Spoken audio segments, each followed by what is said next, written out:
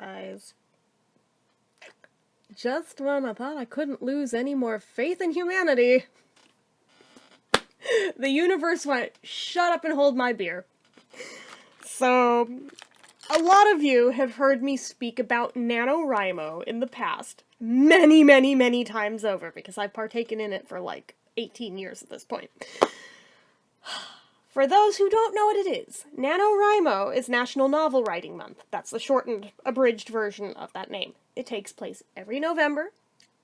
It's a free competition. There's no, like, cash prize or anything. It's not like that. It's for the love of the craft. But basically, the whole gist is that you write 50,000 words in 30 days. That is literally it. Can be any genre, can be about anything. Just the whole thing is that you write that much in 30 days. Now, to a lot of people, it doesn't sound like that much until you actually attempt to write that much and find out quickly just how much that is, because 50,000 words is roughly the length of The Great Gatsby. So, you know, trying to write that in a month is quite the challenge.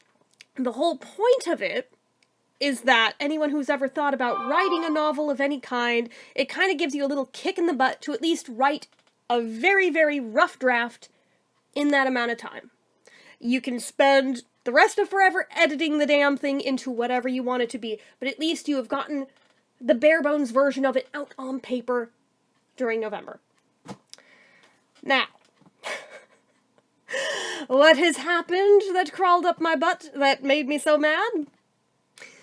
Evidently, and I just learned of this today, there's a whole backlash right now because NaNoWriMo and the people who run it have put out a statement saying, let me bring it up, the organization does not explicitly support any specific approach to writing, nor does it explicitly condemn any approach, including the use of AI. Let that sink in. The whole point of this is to hone your craft, to be able to do the thing, to meet the challenge. The fun of doing the thing is the challenge of somehow running the gamut and writing 50,000 words in 30 days. But oh, they're okay with the use of AI now? What the hell's the point at that point? So it goes on to say, they would recognize and respect writers who believe that AI tools are right for them. We recognize that some members of our community stand staunchly against AI for themselves, and that's perfectly fine. As individuals, we have the freedom to make our own decisions. To condemn AI, the organization said, would be to ignore classist and ableist issues surrounding the use of technology, noting that issues around the use of AI tie to questions around privilege.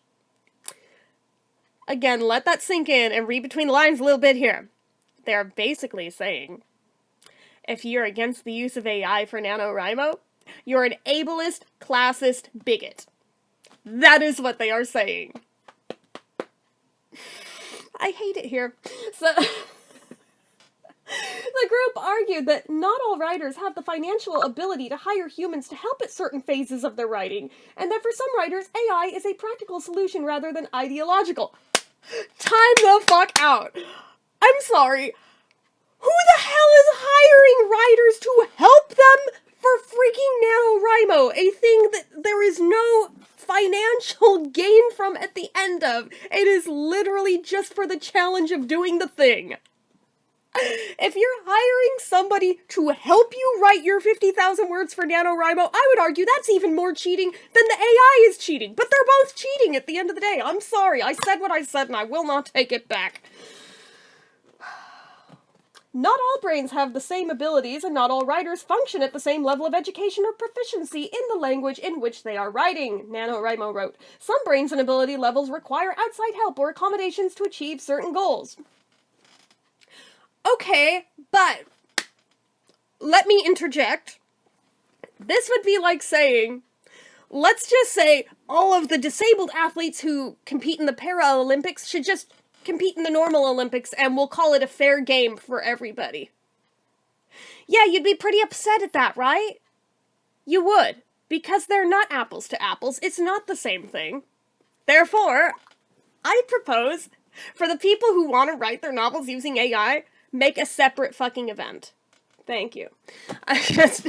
How is that any different? It's not. It's not. Part of the whole point of NaNoWriMo is that you are learning as a writer more and more about the craft just through the act of doing. Not all of us hit that 50K at the end of November. Actually, more often than not, you'll find that you probably don't. Wherever you landed in it, you landed in it. But any amount of words that you wrote is more than you probably would have written otherwise without that fire lit under your butt. Therefore, it's still a win.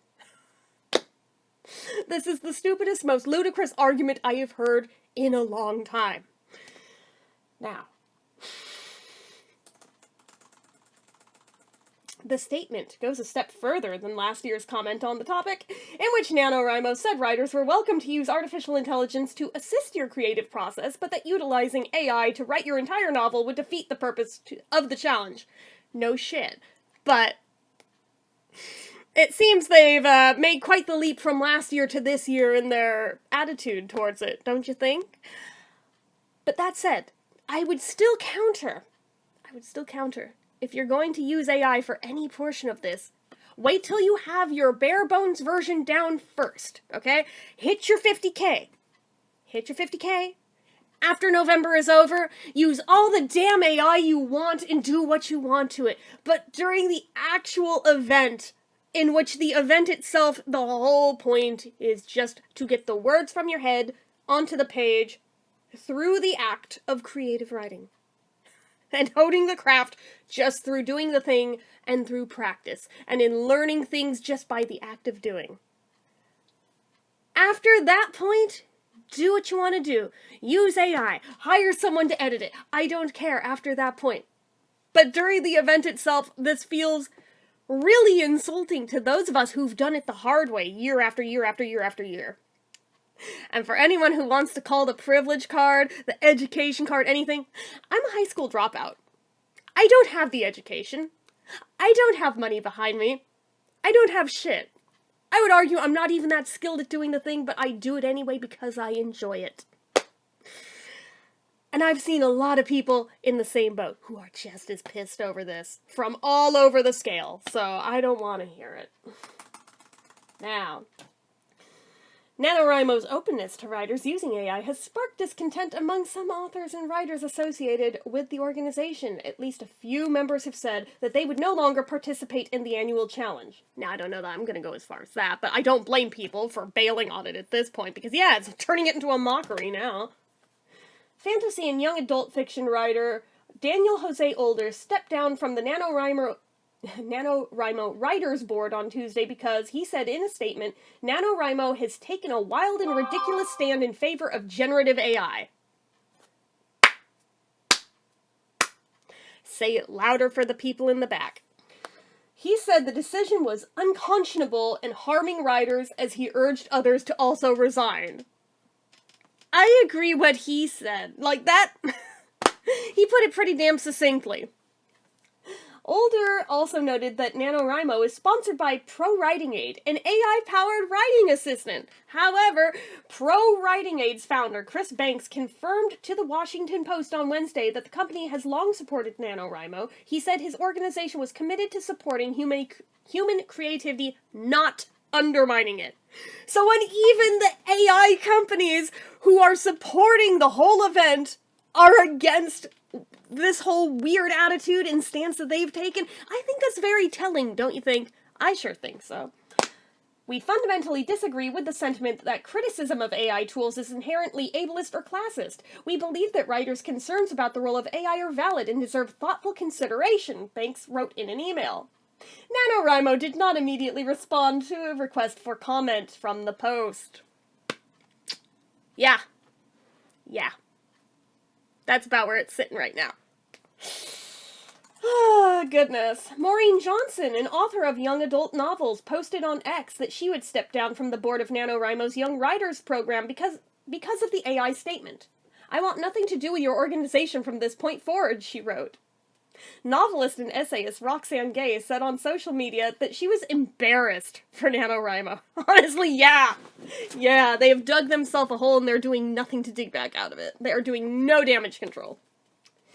Ellipsis, a collaborative writing software company, said in a statement Tuesday that it had decided to end its sponsorship of the group on the grounds that we strongly disagree with NaNoWriMo's recent statements regarding generative AI.